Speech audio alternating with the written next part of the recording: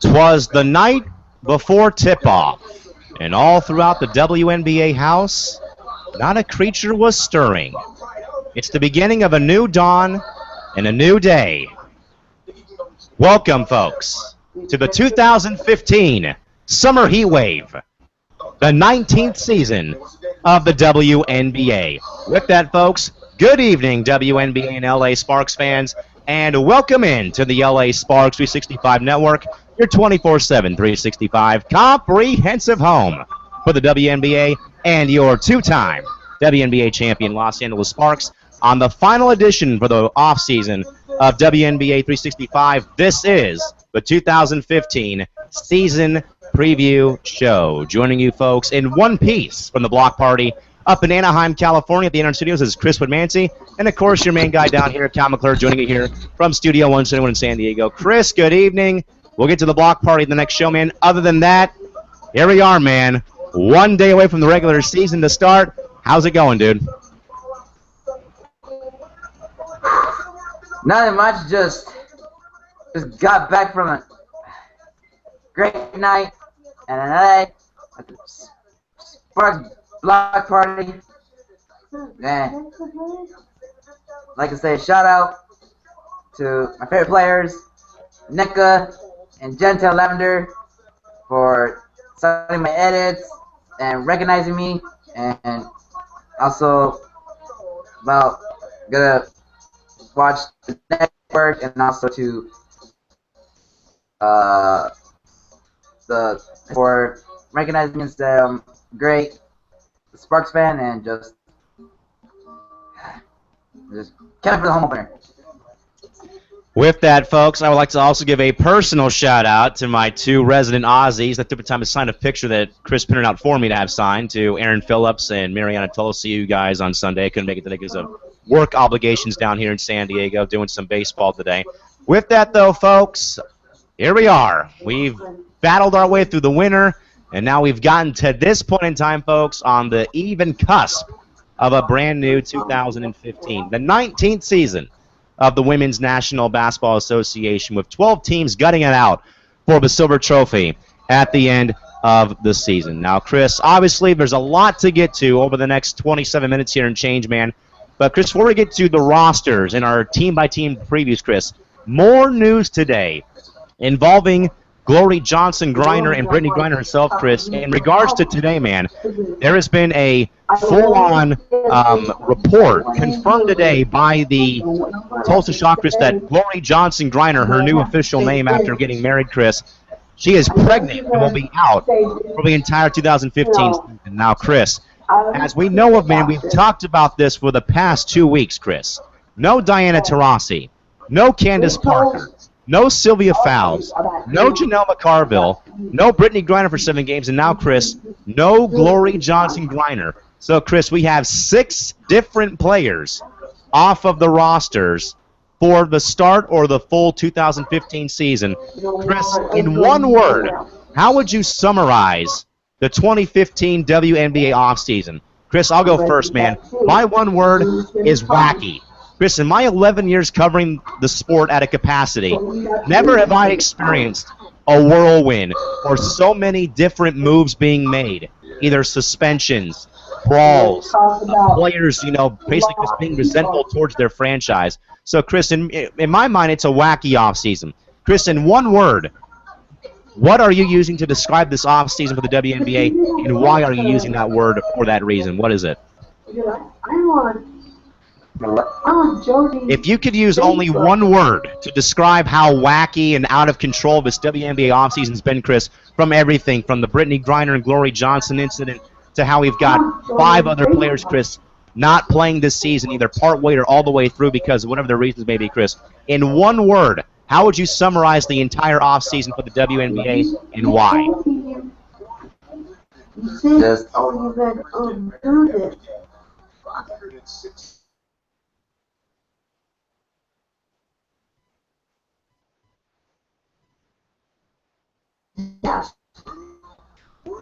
I already told her no. Chris, I don't even know if there's even a way to really describe, how much of a role it's been. Now, again, folks, the news reported today by Tulsa Shock, Lori Johnson-Griner out for the year now. Pregnancy issues, so she'll be missing the whole year. But, Chris, the only problem, though, man, is, yeah, she's missing the season to dodge the bullet. But sadly, Chris, you have to pick up that 7-game suspension next season, so obviously she's not out of clarity yet. But, again, folks, the big news of the day, though, again, Lori Johnson-Griner out for the year due to pregnancy. Folks, also today was the final day for teams to put in their rosters for the 2015 campaign, and here is how your 2015 LA Sparks will look across the board and how you'll see them on Saturday night in Seattle and on Sunday afternoon on June 14th against the Seattle Storm at home. The final roster goes as follows: Maria Abdi, second year; Elena Beard, her 11th year; Anna Dubovic, temporarily suspended for overseas obligations, rookie season; Jen Hampson and Andrea Hoover, also rookies; Tamika Johnson, 10th year player; Jen Lacey, 9th season; Jantel Lavender, 4th; Nneka Ogumike, 3rd year; Aaron Phillips, 7th year; Chrissy Tolliver, 6th season, also suspended due to fulfilling international obligations; and Mariana Tolo, under the guidance of head coach Brian Agler, assistant coaches Kurt Miller and Amber Stocks, and the team trainer of Courtney Watson, and the strength and conditioning coach is Kelly Dormandy. Now, Chris, obviously a bit different not seeing Candace Parker in that starting roster for the season, of course, out till the All-Star break, and when she'll have to renew her contract with Los Angeles. Chris, obviously, we know there's a few players on there that a lot of people were saying, why are they on the roster? Of course, Chris cut today was Annalisa Pickrell, Sierra Burdick, and Nikki Green all cut today. So, Chris, your final thoughts on the 2015 season roster for the Sparks going forward. And, Chris, what is a fresh chapter for the Sparks after a very mangled 2014 season? Your thoughts about how the Sparks look on paper going forward for the 2015 season. Your thoughts are what? I don't know how we. That's the same thing your brother played. looks like gonna be a great 2015 season, and just can't wait. Chris, I mean, if we really had to pick a winner for the off season this year, I think you could either say LA and/or Phoenix. I know that the Mercury, coming off a championship season, Chris, of course, can win it. Can win the off season because they won the title. But of course, Chris, no Diana Taurasi for the entire season, but they go out there and sign 6 different players to fill the void of both Taurasi and Penny Taylor. So there's one move there, and of course, Chris, the Sparks with the major overhaul, the new coaching staff, a new mindset going forward, of course, with Brian Agler as the head coach. And, of course, Chris, I think the move that I think won the offseason for everyone was Erin Phillips coming to Los Angeles. Not because, Chris, I'm a big fan of hers because she's, a great player and a great person. But, Chris, something that the Sparks were dreadful in last season, which was three-point shooting. And, of course, Erin Phillips brings that dynamic, on-point, on-target three-point shot. We've seen it early in the preseason how deadly she can be from beyond the arc. And, of course, Chris, you bring in Jen Hampson finally from the offseason. Of course, Chris, they only retain 2 of their draft picks, of course. And we know, man, that Crystal Bradford is out with an injury. We don't know if she did get cut, though, off the roster. But, of course, Chris, the major talking point, though, man, is Nneka Ogumike going forward. Seen today, Chris, in photos by myself at the block party, left ankle in a walking boot, suffered that injury, of course, in the preseason game against Connecticut. So, of course, Chris, not the best way to start the season. But I guess, Chris, if you had to sort of think of, who won the offseason, either L.A., Phoenix, other teams that made moves to get their teams better, who would you say it is and why?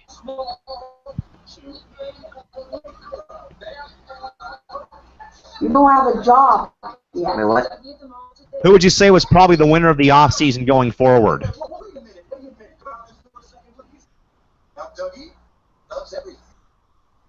Wait, what team? Yes, which team do you believe won the offseason and why?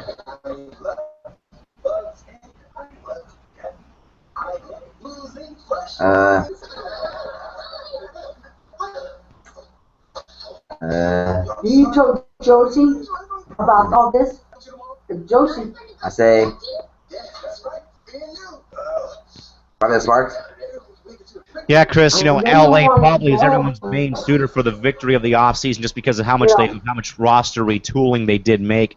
By the way, hello to our 3 viewers out there. Hopefully you guys enjoying your night and stopping by to seeing what's up across the WNBA as we are on the cusp of a 2015 season.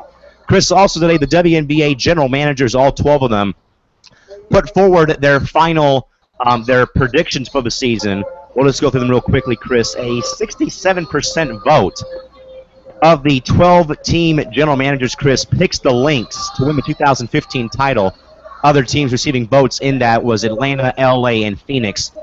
Chris, I think that the Lynx are an early favorite because, for one deal, man, they've won titles in 2011 and 2013. And, Chris, this is an odd-numbered year, so this could be their chance again to win the championship. But, Chris, more importantly, though, man, the Lynx would win it only because the other teams in the West are down. Of course, there's no Taurasi and Taylor in Phoenix, no Parker and Tolliver in Los Angeles. Seattle is up and coming, and they're very young right now. Tulsa took a major hit with Glory Johnson kind of going down with her pregnancy issue. Stars rebuilding. Chris, in your mind, who wins the WNBA title this season and why?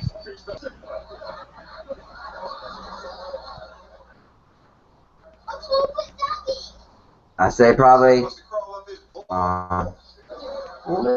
Talk to his boy. A close call between, between LA and probably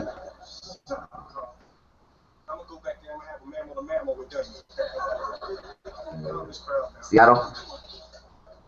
Chris, I mean, that's a pretty big gamble you're taking, man, considering that the Storm are in a pretty drastic rebuild period right now, man. You know, they're very young, and right now, Chris, very, very inexperienced. The Sparks got 8% of the vote along with the Mercury, Dream, and Fever to run up the top 2 votes. Chris, I think that the Lynx, Chris, come on now, this is an odd number year, and they've won titles in 2011 and 2013. So if history does not repeat itself in 2015, I don't know how it won't, Chris, because I think that the Lynx, Chris, they basically have the conference title in the palm of their hand right now because of how down the conference is. Normally, Chris, on both sides of the ball, both the NBA and WNBA, the Western Conference is so much better than the East that it's basically, Chris, pathetic of how good the West is. But this year, Chris, it's right here for Minnesota. For you Lynx fans, you have a title right here in your hand, both conference and league title, because of how down the West is right now. But, of course, Chris, it's a long season, so again, we'll see how it plays out. But again, the Lynx qualify the 12 GMs to win the 2015 WNBA title. The votes for the 2015 WNBA MVP, and it would not surprise me if Maya Moore repeated this year. Also getting votes was Nneka Ogwumike and Elena Delle Donne. And again, Chris, I think that after what we saw with Maya Moore last year, basically, Chris, burning the WNBA down in shambles, 12 games in a row with 30 or more points, obviously fell short of their goal of winning their 3rd title as a franchise in the WNBA conference finals versus the Mercury. So, Chris, who do you believe gets your vote for WNBA most valuable player and why?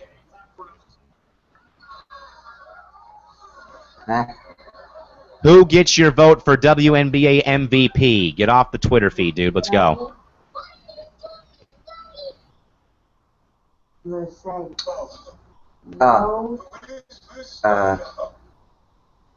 I say Nneka Ogwumike. Not just because she's my favorite player. I think because what we saw her in preseason, putting up double-doubles, and I think with Candace Parker out of the lineup, I think it's pretty much her time right now. Chris, we don't really know, though, the severity of the injury she suffered, though, against Connecticut back in the preseason. So, obviously, got votes, Chris, but I think, though, man, that, Chris, it's going to be tough for anyone to take that MVP trophy out of Maya Moore's hands. I mean, she put up 30 or more points in 12 consecutive games and, carried Minnesota all the way to the conference finals again, Chris. So it's going to be an uphill climb again, I think, for anyone to win either the league title and or the MVP because, Chris, the Lynx have a lot of good puzzle pieces on that roster, so it will not surprise me if Maya Moore wins 2015 League MVP. Chris, the picks for the Eastern Conference champions still favoring Atlanta. They had 42% of the vote, followed by Chicago at 33%, Indiana 17, and New York, surprisingly, at 8. Now, Chris, I think after last year, I'm going to go against the 12 GMs, Chris. I'm picking the Sky to repeat as WNBA Eastern Conference champs because, Chris, they got there, but, of course, the finals was not only against the Mercury, but, of course, Chris, with an injured Elena Deladon. Chris, I just don't know if Atlanta can continue to get to the playoffs and keep suffering playoff heartbreak. They've had heartbreak for, I believe, 5 or 6 straight seasons, either in the finals or in the conference finals. They go down in shambles. So, Chris, in your mind, who is your pick to win the Eastern Conference title and why? I said Chicago. What do you think?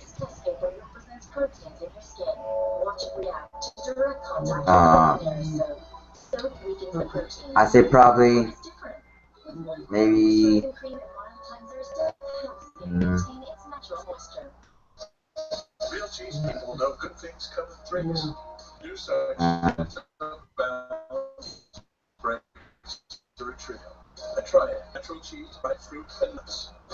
it'll be tough, but I say maybe the New York Liberty. Chris, I think that's a pretty. I mean, I don't know, man. They got 8%. They could probably be one of spoiler team, Chris, but they have a lot of work to cover. They have a lot of ground to cover, getting back in the mix up there in the East. Chris, I mean, you probably say Atlanta because they've had a lot of good success lately, but I think that Chicago is just head and shoulders better, Chris. Because we saw of how good Chicago can be, Chris, when they took down both the 1 and 2 seed in both the opening and second round of the postseason. So I say Chicago. Chris has New York winning the Eastern Conference title. And out west, it's not even close, folks. You have Minnesota at 83% of the vote to take the conference title, followed by both the Mercury and Sparks at 8%. Chris, I mean, man, like I said earlier, it's basically in the palm of the hand of the Lynx to take the conference and league title by storm. So I got the Lynx all the way through because of how, like I said, Chris, but basically, Chris, of how much in shambles the rest of the conference is, man. Your West Conference favorite is who and why? I think I know where we're going with it too, anyway. Huh? Who is your pick for the Western Conference Championship and why?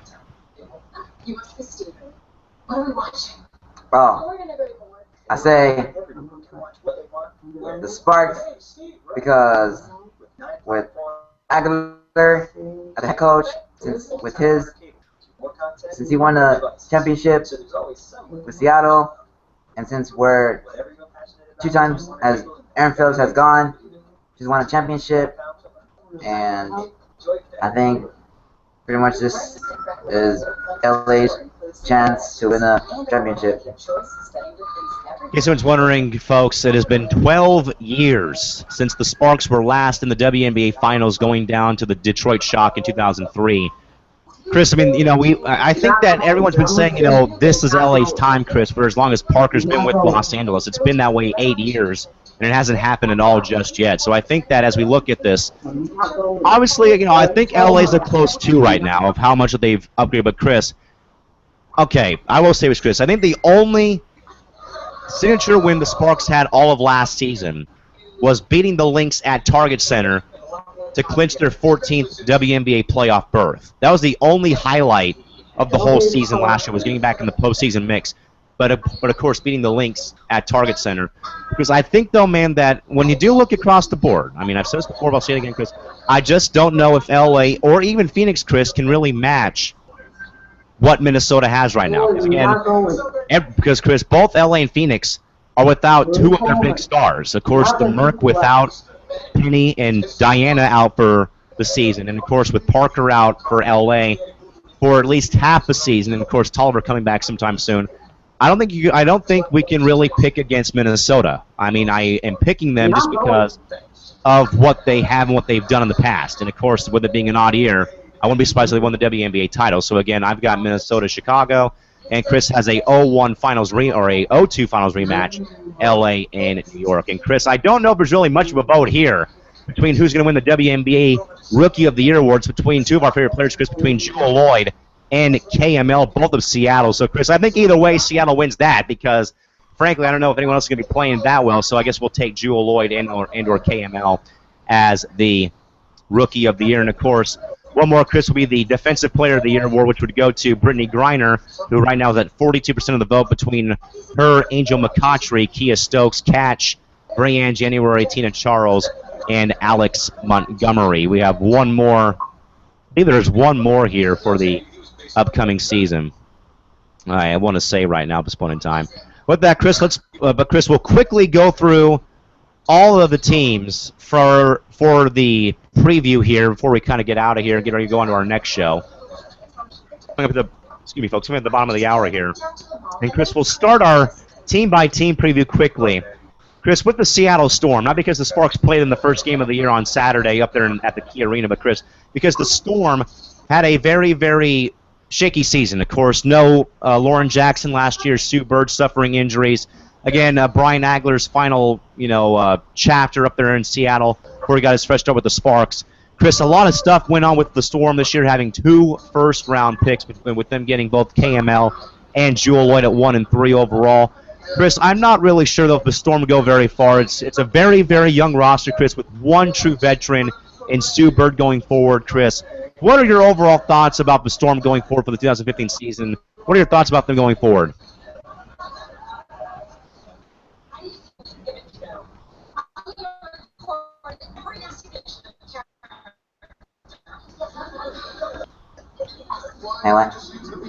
Your thoughts on the 2015 Storm season, again, knowing there's a lot of stuff that happened last season. I think probably might have a great season, probably. Yes, it's going to be needed for the Storm because, again, as we know, man, there's really, Chris, only one true veteran on the roster for the Storm going forward. And, of course, Chris, the other team in the West that didn't do so good was the Tulsa Shock. Now, Chris, the Shock were, mere inches from the postseason last year, fizzling out towards the end, though. But, of course, Chris, still, man, a very young team, but, of course, reloading up on veteran leaders, Chris, of course, getting Lynette Pearson, bringing back Karima Christmas back over the offseason. And, of course, Chris, they picked up a pretty good player as well in Amanda Zowie B from Minnesota. So, Chris, the Shock, I think, man, were in the mix up until Glory Johnson Griner announced she would not be playing for the whole season, Chris. So, with that issue, does Johnson's absence keep the Shock out of the playoffs for, like, the 8th or 10th straight season since moving to Tulsa? What do you think? Yeah, I think the Shock again. Yeah, Chris, I think they were looking good until Glory Johnson announced she was came out that she was pregnant earlier. And Chris, the San Antonio Stars are a team in transition, as we said, man, back early in the offseason, of course. The Stars without Becky Hammond this year, re-signing Danielle Robinson, getting a bit younger in the draft. But, of course, Chris, Dan Hughes is a great coach as well, man. I think the Stars, Chris, have their hands full this year because, again, Chris, there's really no true vet on that roster yet. There's a few players that may have that leadership, but, again, banged up by injuries. And, of course, Chris, in your mind, man, how much does the loss of Becky Hammond play for the Stars going forward towards next season, and knowing again that their main puzzle piece is not there anymore for them playing night in and night out? What are your thoughts about the Stars going forward for the 2015 season?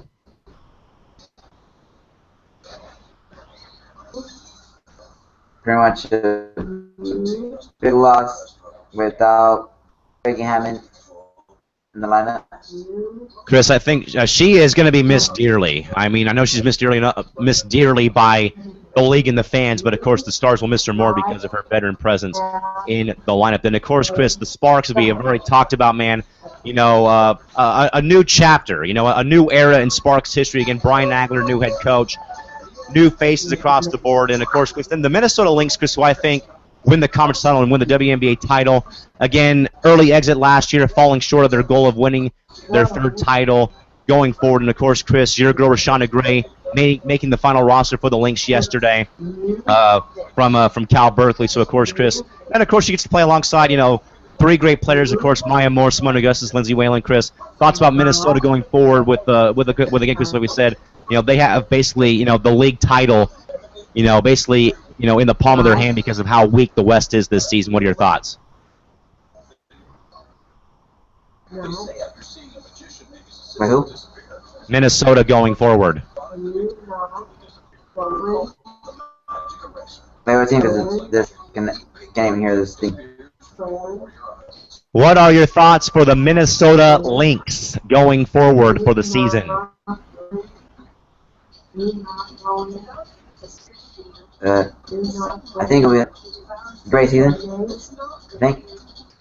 We'll see how far they go. And then, of course, Chris, the defending WNBA Western Conference and League champs, the Phoenix Mercury, of course, Chris, with their own problems, too. Of course, no Diana Taurasi, no Penny Taylor going forward. And, of course, Chris, Brittany Griner out 7 games because of her incident back in April. Chris, does Taurasi and Taylor's absence doom Phoenix for the season, or are they still capable of winning back-to-back titles for the first time since 2001, 2002? What are your thoughts going forward for Phoenix? I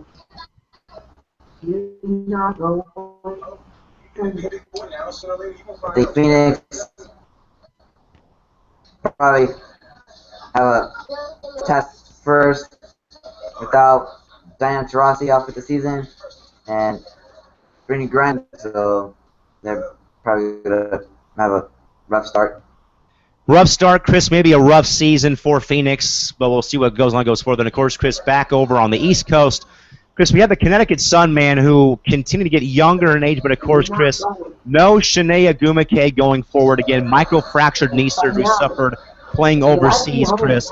The Sun are so young, Chris, but I think they're just so inexperienced. Now, Chris, without Katie Douglas going forward, they are in deep, deep trouble right now. Going forward, Chris, can the Sun have some type of good season, or do they miss the playoffs again in your mind? What do you think going forward?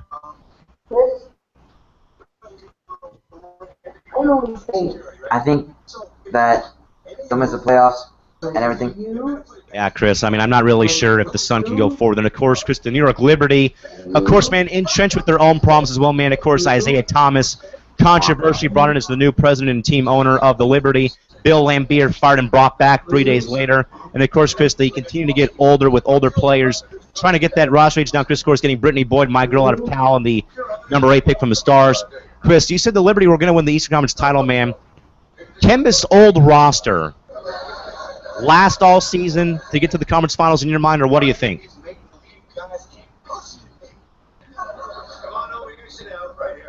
Hey, this guy? New York. Oh. I think they'll somehow. Well, Chris, we'll see how well the roster holds up, because I think they may be in some deep trouble. Then, Chris, the Indiana Fever also in a transition year as well. Nolan Dunn, Tamika Catchings, playing in one of her last seasons, of course, a new coach there as well, new coaching staff in general. Chris, I don't know, man. Indy's been there, man. I just don't know if the Fever can really. They're going to be in the playoff mix, Chris. They'll get to the conference finals. I just don't know if they're going to be able to capture the championship, Chris. What can Indiana do going forward in your mind to get to the promised land in your mind? What do you think?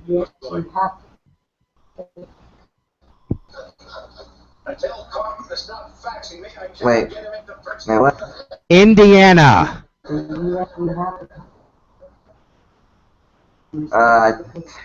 I think they'll probably make the playoffs and get knocked out or something. I don't know. Well, Chris, we saw crazy stuff last year when they got knocked out by the Sky in the conference finals, so the crazy things have happened. Then, Chris, Washington, very, very quiet offseason, very low-key. Thoughts about Washington going forward? Again, Chris, we're talking Washington.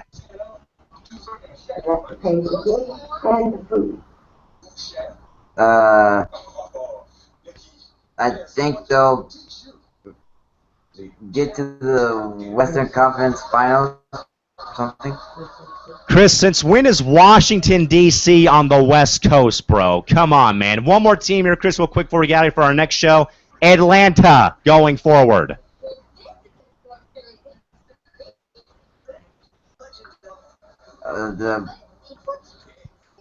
I think the I just hope one of the Sparks players is not watching. I just hope it's not NECA. Well, Chris, we've had four people watch this, so it's probably all four we asked. So you may be in trouble, man. It looks like. Oh, great. She's good. So you have to pay.